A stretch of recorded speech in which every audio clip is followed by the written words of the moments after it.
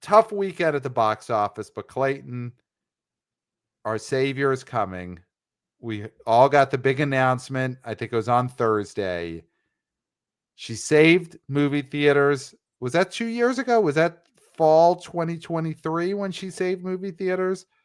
See, here's the thing. She's I back know you. again. Taylor Swift is back.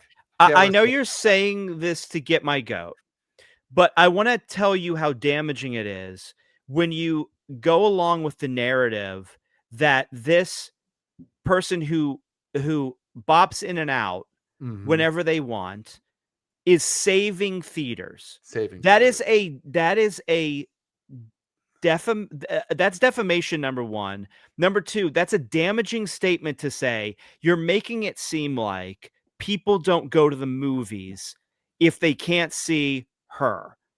And I know you're doing it just to get my goat, and you're going to get my goat anyway. So what I would say to you is don't use this this sort of way of speaking, because it's damaging to theatrical and the idea that people don't want to see movies or go see movies, because that is not the case. We saw it with The Conjuring. We saw it with Weapons. We saw it with Demon Slayer. People want to go see see movies in the theaters, and the theaters don't need saving from an interloper, from somebody who does not make movies, who's been in terrible in every movie she's tried to act in. But she's not acting. She's playing and herself. she does. People Hold on. She comes in and she does these commercials for her products.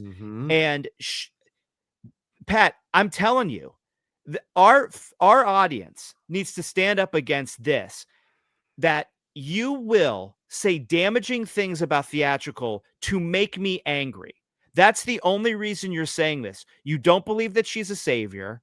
She's an interloper who comes in and does commercials for her rabid fan base and clogs up the movie aisles with dancing and foolishness, when those screens should go to actual films.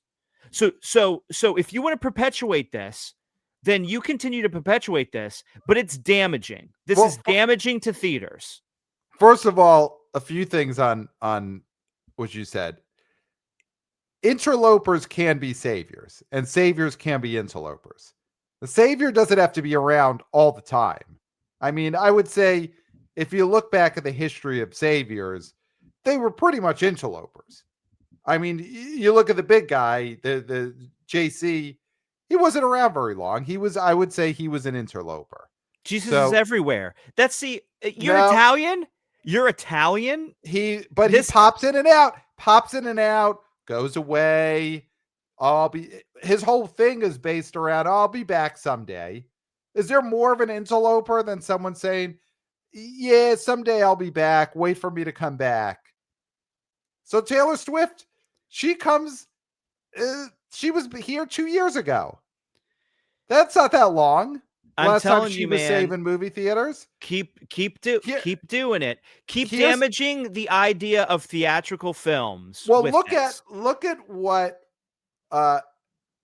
the space that she's filling. We're supposed to have a Michael Jackson movie. We're supposed to open, I think, 2 weeks from now. First weekend in October. The same weekend. It was the weekend of Friday, October 3rd, when the Taylor Swift, what is this called? The movie of a showgirl, last showgirl movie, whatever this is called, this Taylor Swift movie coming to theaters in a few weeks. It's opening October 3rd, when we were supposed to get a Antoine Fuqua directed Michael Jackson biopic was supposed to come out that weekend, and that was going to do Bafa Bobo. That movie would have opened to 70, 80, 90 million for sure. And got pushed back, legal reasons. They shot a whole third act that legally they actually weren't allowed to have these characters in the movie.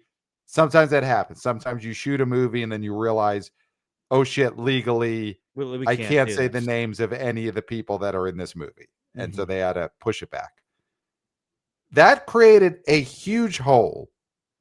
I'm not saying people don't want to go to movies. Obviously, they want to go to movies, but there was a hole in the schedule that Michael Jackson left. And Taylor Swift came in and is now saved theaters for that weekend by filling the hole left by her fellow musical artist, Michael Jackson. So in that way, she is a savior. Theaters thought they were getting Michael Jackson legally. Oh, you Michael mean Jackson finally got to some legal troubles and had to move the release date. And Taylor Swift has saved theaters for the weekend of October 3rd. You mean a musical artist that has actual memorable songs that will stand the test of time.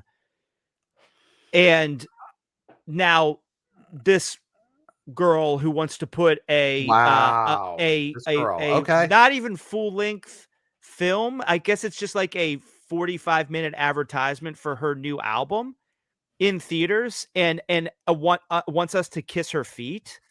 So I will just say this before I inevitably clip this section of the video and have it be a standalone video on our YouTube channel because we are YouTubers. Hey guys. Just making it clear. My name is Pat. That is Clayton. So this is for the people who come upon this video. You are Clayton. I am Pat. Oh yeah, because it is really it is great that she has a healthy fan base that will dox anybody that says anything bad about her. Listen, I am excited. Pat, am very excited for Taylor Swift, who I love, music as a musician, as a filmmaker, to save movies on October 3rd with the release of Taylor Swift, movie of a showgirl. Whatever it's called, doesn't matter what it's called. You're such a big fan. The Life of a Showgirl is the album, and that is the name of the movie. Is her secret film, The Life of the it's official not a release, movie. The official it's release an party. ad. It is called. This movie is called Taylor Swift, the official release party of a showgirl. It's the only movie that is going to be played before Nicole Kidman comes out because it is an ad, is what it is. They should just put this movie on and then the dance off, and then at the very end you have Nicole Kidman.